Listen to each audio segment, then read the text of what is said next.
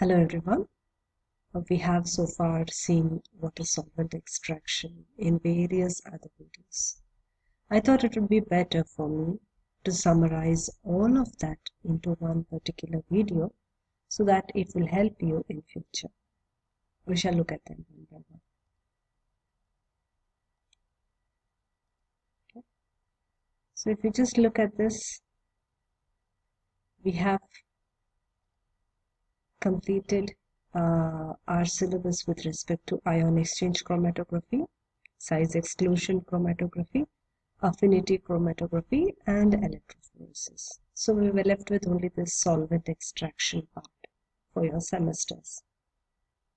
So under solvent extraction, the theory of solvent extraction has been covered in the YouTube video part 1, mechanism of solvent extraction in part 2, extraction involving ion association complexes in part 3, synergic extraction, solvent extraction by brown ethers, cryptands and calixarenes in part 4, applications of solvent extraction in part 5, solid phase micro extraction and its advantages and applications in part 6, and this will be the part 7, that is summary. We know the definition of solvent extraction. When a solute distributes itself between two non-miscible or immiscible phases in contact and in equilibrium with each other, is called as solvent extraction. The ratio of the concentration of the substances in the two phases is constant at constant temperature, provided the molecular state of the distributed solute is same in both the phases. So the molecular state has to be same. There should be no association or there should be no dissociation. Okay, this is the definition for solvent extraction. You have to remember, you have to have two immiscible phases which are in contact with each other. We have looked at the theory of extraction. We got this factor D, which is distribution or partition coefficient, which is equal to concentration of solute in organic phase and concentration of divided by concentration of the solute in aqueous phase. So this is based on Nernst distribution theory, and hence there are few limitations. You have to have constant temperature. This equation holds good only for dilute solutions, and molecular state of solute is same in two solvents. And when the two solutes are mutually insoluble or very sparingly soluble with each other. We have come across all these equations and we have seen that Xn, that is weight unextracted, is directly proportional to number of extractions which are carried out. If you carry out more extractions, then the weight unextracted remains less. Okay, it's exponential, it's a power. Therefore, yes, obviously the weight unextracted goes on lessening as you do increase n value. So we have equations. Percentage extraction is equal to 100 divided by 1 plus V1 divided by dV2.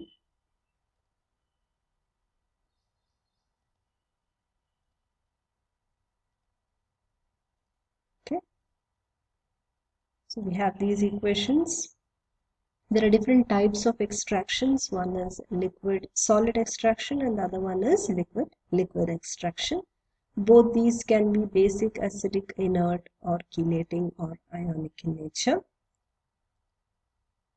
And when we come to mechanism of solvent extraction, we have seen this. Metal ion in contact with ligand gives you a neutral complex, provided you have these assumptions that the reagent and the metal ion exists in simple unassociated molecules in both phases. Solvation plays no significant role and the solutes are uncharged. Okay, so these are the assumptions which are made, and with all those we got this equation wherein D is linked to pH of the solution. There is a direct relationship between D and pH. We looked at these graphs also. So as pH went on varying, we had the shift in the plot. We had a shift in the plot and we had pH half. Here we had the this is n plus 1, n plus 2 or n plus 4. How many charges are there on the metal ion? Based on that, the slope varies. So from there we saw extraction involving ion association complexes, extraction by chelation. We took example of tris phenanthroline iron 2 percolate complex. This complex was soluble in chloroform and it could be extracted, and then we could find that we have extracted iron from that solution. Or we could do extraction by complexes yielding larger ions. So we used ions like quaternary butyl ammonium salts, okay, and these associated with specific molecules giving us larger ions. There was extraction by solvation. These solvating molecules broke the hydrogen bond and hence the ions got extracted into the organic layer.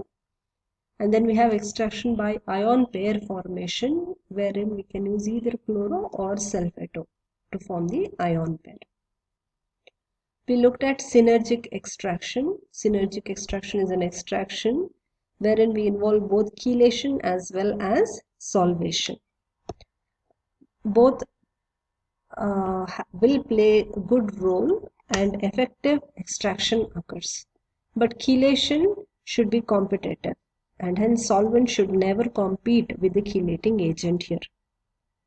So if you want anti-synergism, that is if you want a molecule or a solute particle to come out from the organic phase into aqueous phase, then you have to reverse. Your solvating agent or the solvent should be more powerful than the chelating agent. Then you will have anti-synergism. We have seen solvent extraction by macromolecules, that is crown ethers, cryptands or calixarenes. Crown ethers will have structures like this. This is called as a corand. This is a closed corand. You will have open corands also, open ones, open chains. So D is oxygen and it is a polymer chain. So here is one example. It is 18 crown 6. We have seen into the details of the nomenclature of these crown ethers. I told you whether it is a cryptand. Cryptand has one more chain extra. So whether it is a cryptand or a crown ether, both work on host and guest mechanism. Host and guest mechanism. So depending upon the size of the cavity which is present here, the ion gets trapped. These are specific in nature. Calixarenes are more complicated and they are larger molecules which again act as trapping agents. So they take your ion from aqueous layer into the organic layer by trapping them. These are also called as phase transfer catalysts. So they have wide applications. These are green chemicals. You can always use them. So next we have applications of solvent extraction. In that we have seen quinolates. Quinolates can be used to extract iron. We have seen that. And then we had seen another example also. We have seen how copper complexes can be converted into a square planar copper complex. Copper ions can be converted into square planar copper complexes and they can also be extracted effectively. And ultimately we saw solid phase extraction. Solid phase extraction, we have seen it occurs in the silica. Silica which is bound with hydrophobic natured long carbon chains. These chains are going to hold the solute particles with van der Waals forces of attraction. So this silica surface is here as a silica fused fiber which will be safely embedded in a stainless steel microtubing which is once again kept inside a syringe needle with a drawing and projecting mechanism through a rubber piston. Okay, the sample we have seen, if we have the sample here, the solute particle can be adsorbed onto this silica surface and it can be desorbed on a GC or a HPLC. We have seen it is very easy to perform. It can be done in any site, so that increases its advantage. The only disadvantage is you have to be very careful with this, or else it becomes very costly, and it is only 1 microliter capacity, so the capacity goes on decreasing.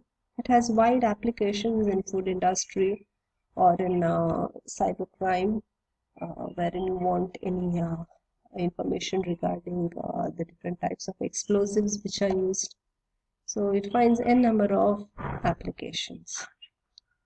Okay, so this is a summary of all that we have looked in so far. These are a few questions which have arisen in your previous years, and I shall be sending you a Word document of all these questions so that you can be prepared. Okay, so far we have thank you for being patient with me, and I was not able to give you good slides previously because of my laptop problem. I didn't have the laptop with me. Now the problem has been solved, and hence I thought I can give you a nicer presentation. Thank you all, and this is the last video for your semester, and best of luck for your exams.